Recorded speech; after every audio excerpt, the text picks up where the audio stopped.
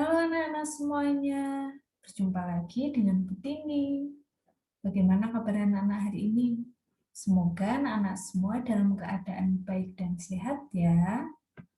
Baik anak-anak, hari ini kita akan belajar tema 6, subtema 3, pembelajaran 5 dan 6. Kita masih akan membahas mengenai energi alternatif.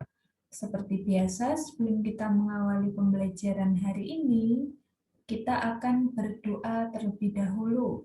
Ya, Butini akan memimpin. Silahkan anak-anak ikut berdoa dari rumah masing-masing.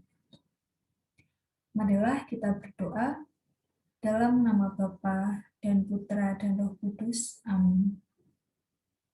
Allah Bapa di surga, kami berterima kasih atas waktu yang boleh kami terima ini. Terlebih kami bersyukur atas kesempatan belajar yang Kau berikan. Kami mohon kepadamu ya Tuhan, supaya Engkau menerangi akal budi kami, agar dapat menerima pelajaran dengan baik. Berilah kami kekuatan agar dapat memahami pelajaran yang akan kami pelajari ini. Berilah pula kami semangat belajar yang tinggi, supaya kami dapat belajar dengan rajin, tekun, dan teratur. Ya Tuhan, bantulah dan dampingilah kami dalam belajar ini. Amin. Dalam nama Bapa dan Putra dan Roh Kudus. Amin. Baik anak-anak, kita sudah berdoa bersama. Nah, sekarang Butini ingin bertanya, siapa yang masih ingat di pembelajaran 4 kemarin anak-anak sudah belajar tentang apa saja? Ya, yang pertama kita sudah belajar mengenai langkah-langkah melakukan kombinasi gerak berjalan dan mengayun dengan 4 hitungan. Lalu yang kedua kita sudah belajar mengenai kewajiban dan hak anggota keluarga untuk menghemat energi. Lalu yang ketiga kita juga sudah belajar mengenai salah satu sumber energi alternatif yaitu biodiesel. Nah, pada pembelajaran 5 dan 6 kali ini, materi yang akan kita pelajari yang pertama yaitu briket dan juga biogas sebagai sumber energi alternatif. Lalu yang kedua kita akan membahas mengenai kewajiban dan hak terkait dengan kebersihan lingkungan rumah. Lalu yang ketiga kita akan belajar menghitung lama waktu suatu kejadian. Nah, kita langsung saja membahas materi yang pertama, yaitu briket. Briket sebagai sumber energi alternatif. Nah, apa itu briket? Briket ini adalah gumpalan yang terbuat dari bahan lunak yang dikeraskan. Briket ini dapat digunakan sebagai pengganti minyak tanah dan juga liquid petroleum gas atau biasa disebut LPG yang biasa digunakan untuk memasak. Ya, briket ini contohnya seperti yang ada pada gambar ya. Berbentuk gumpalan-gumpalan yang sudah dikeraskan. Nah, nanti ini bisa digunakan untuk memasak. Nah, contoh bahan yang dapat digunakan untuk membuat briket itu diantaranya yang pertama bisa menggunakan tempurung kelapa. Lalu bisa juga dengan menggunakan serbuk gergaji dan juga sampah organik seperti daun kering dan juga ranting yang kering. Nah, briket ini memiliki beberapa kelebihan. Di antaranya yang pertama, bahan yang digunakan itu tersedia banyak ya, jadi ada di sekitar kita. Lalu yang kedua, ramah lingkungan atau tidak menimbulkan pencemaran. Lalu yang ketiga, mudah terbakar tetapi tidak cepat habis ya. Jadi kalau digunakan itu bisa hemat. Selain memiliki kelebihan, briket ini juga memiliki kekurangan. Di antaranya yang pertama yaitu berasap. sehingga lebih baik digunakan di ruangan yang terbuka. Lalu yang kedua, tidak dapat dimatikan dengan cepat. Nah, selain briket ada juga sumber energi alternatif yang lain, yaitu biogas. Ya, apa itu biogas? Biogas adalah gas yang dihasilkan dari proses pembusukan bahan organik. Penggunaan biogas dapat menggantikan bahan bakar fosil seperti batu bara dan juga minyak bumi. Biogas dapat dibuat dari bahan organik, misalnya seperti kotoran hewan dan juga sampah organik.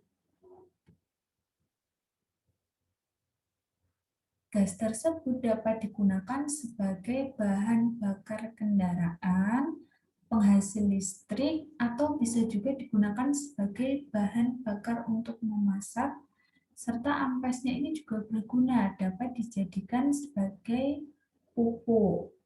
Nah, biogas ini dapat terbuat dari kotoran sapi. Saat membuat biogas dari kotoran sapi, perlu dibangun bak penampung kotoran sapi, bak penampung biogas, dan juga bak pembuangan. Nah, bagaimana langkah-langkah membuat biogas? Yang pertama yaitu kotoran sapi dicampur dengan air hingga berbentuk seperti lumpur di bak penampungan kotoran sapi. Lalu kotoran sapi ini dialirkan ke dalam bak penampung biogas.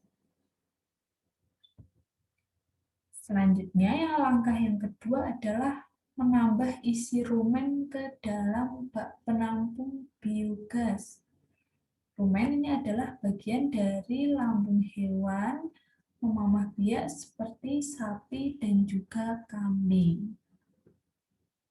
Selanjutnya, langkah yang ketiga adalah membuang gas yang dihasilkan pada hari ke-1 sampai hari ke-10 yang berupa karbon dioksida. Lalu langkah yang keempat, membuang sisa pembuatan biogas ke dalam bak pembuangan. Sisa pembuatan biogas berupa air dan ampas ini dapat dijadikan sebagai pupuk organik. Nah, itu dia langkah-langkah membuat biogas. Ya, biogas ini memiliki banyak manfaat. Di antaranya yang pertama yaitu dapat dijadikan pengganti bahan bakar gas untuk memasak. Lalu yang kedua dapat dijadikan sebagai pengganti bahan bakar solar untuk pembangkit listrik. Lalu yang ketiga, sisa pembuatan biogas ini juga dapat dimanfaatkan. Ya, tadi sudah dijelaskan dapat dimanfaatkan sebagai pupuk organik. Lalu yang keempat, membuat lingkungan menjadi bersih karena memanfaatkan limbah, ya, misalnya tadi kotoran sapi. Selanjutnya, biogas ini juga memiliki kekurangan. Di antaranya yang pertama, biogas ini tidak dapat dikemas dalam bentuk cair dalam tabung. Lalu memerlukan biaya yang banyak dalam pembuatan peralatan biogas. Dan yang ketiga, banyak warga yang belum memahami cara membuat biogas. Nah, selanjutnya anak kita akan membahas mengenai kewajiban dan hak terkait kebersihan lingkungan rumah. Ya, kewajiban yang dapat dilakukan yang pertama, yaitu dengan menyapu dan mengepel lantai rumah. Selanjutnya, kewajiban yang kedua bisa juga dengan membersihkan langit-langit rumah secara rutin. Lalu yang ketiga, menguras bak mandi secara rutin. Lalu yang keempat, membersihkan dan merapikan kamar tidur.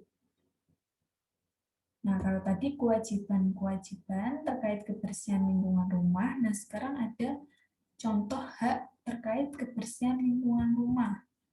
Yang pertama yaitu mendapatkan lingkungan yang bersih dan nyaman untuk ditinggali. Lalu yang kedua, nyaman tinggal di rumah ya, karena tadi mendapat lingkungan yang bersih, jadi nyaman untuk digunakan sebagai tempat tinggal atau rumah. Lalu yang ketiga, bebas dari pencemaran lingkungan. Nah, selanjutnya kita akan menghitung lama waktu suatu kejadian. Nah, di sini ada soal cerita, anak-anak perhatikan baik-baik soal ceritanya akan Butini bacakan ya. Paman Ibu membuat biogas. Paman Ibu menggunakan biogas untuk menyalakan lampu rumah. Paman memiliki persediaan biogas yang dapat digunakan untuk menyalakan lampu selama 5 jam. Paman mulai menyalakan lampu pada pukul 18 ya. Pukul 18 itu sama dengan jam berapa anak-anak? Iya, jam 6 malam. Lalu pertanyaannya, pukul berapakah biogas paman akan habis? Nah, untuk menjawab kita jabarkan dulu satu persatu. Ya, tadi.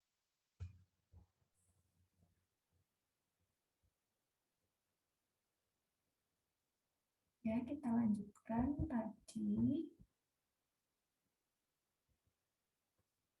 Waktu lampu menyala adalah pukul 18 atau pukul 6 malam. Lalu lama biogas ini dapat digunakan secara 5 jam. Jadi untuk menghitung waktu biogas akan habis, kita harus menjumlahkan waktu lampu mulai menyala dengan lama biogas yang dapat digunakan. Ya, jadi pukul 18 ini kita tambah 5 jam. Ya, berarti pukul 23 atau jam 11 malam. Jadi, biogas paman akan habis pada pukul 23 atau jam 11 malam. Nah, itu dia anak-anak materi kita untuk hari ini ya. Tadi kita sudah belajar mengenai sumber-sumber energi alternatif. Ya, ada briket dan juga ada biogas. Masing-masing memiliki kelebihan dan juga kekurangan. Lalu kita juga sudah membahas mengenai kewajiban dan hak terkait kebersihan lingkungan rumah. Lalu kita juga tadi sudah menghitung mengenai lama waktu suatu kejadian, yaitu lama paman menggunakan biogas. Nah, selanjutnya adalah tugas. Tugas untuk hari ini anak-anak silahkan mengerjakan LKS halaman 83. Penilaian harian A dan B.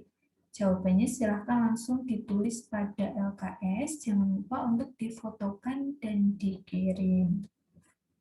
Anak-anak, sebelum kita mengakhiri pembelajaran hari ini, kita akan berdoa terlebih dahulu. Marilah kita berdoa. Dalam nama Bapa dan Putra dan Roh Kudus. Amin. Allah Bapa kami bersyukur kepadamu atas berkat dan penyertaan-Mu selama kami belajar tadi. Semoga apa yang baru saja kami pelajari berguna bagi hidup kami dan berguna juga bagi sesama. Ajarlah kami untuk tidak menjadi sombong atau congkak karena hasil belajar ini. Kami mohon ampun atas segala kelalaian selama belajar tadi. Semoga kesulitan dan kegagalan dalam belajar tadi tidak membuat kami mudah putus asa. Semuanya ini kami serahkan kepadamu dengan pantaran Kristus Tuhan kami. Amin. Dalam nama Bapa dan Putra dan Roh Kudus. Amin. Baik anak-anak, terima kasih sudah mengikuti pembelajaran hari ini. Jangan lupa dikerjakan tugasnya, tetap jaga kesehatan di rumah, dan sampai jumpa di pembelajaran selanjutnya.